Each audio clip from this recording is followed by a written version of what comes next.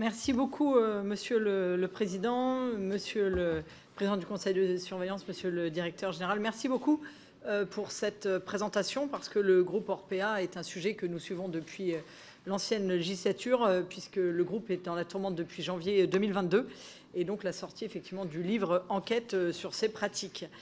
Suite à ce livre, effectivement, la situation financière d'Orpea est maintenant très dégradée, et bien entendu, il était nécessaire de trouver une solution pour les résidents, mais également pour le personnel, qui est pour moi un point vraiment à regarder. Alors, au terme de ce plan que vous venez de nous exposer, vous détiendrez donc à la majorité 50,2% dans le futur conseil d'administration.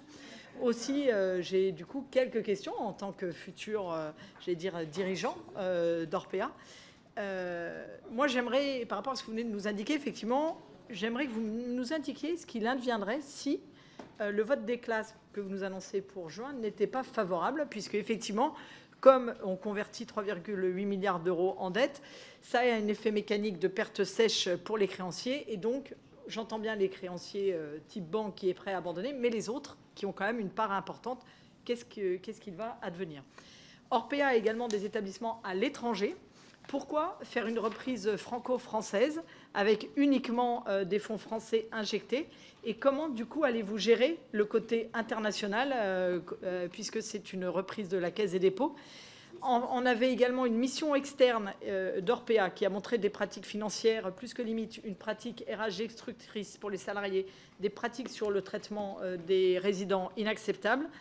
Monsieur le directeur général, vous indiquez que vous allez pouvoir atteindre une rentabilité. J'aimerais savoir, dans ces deux cadres, comment vous pouvez vous assurer que les pratiques changent à Orpea. Est-ce que vous allez vous concrètement vous en assurer à Orpea? Est-ce que du coup vous allez prendre des ressources dédiées pour ce faire? Et enfin, la prise de contrôle d'Orpea menée par la Caisse des dépôts est portée également par CNP Assurance, la Maif et la MACSF.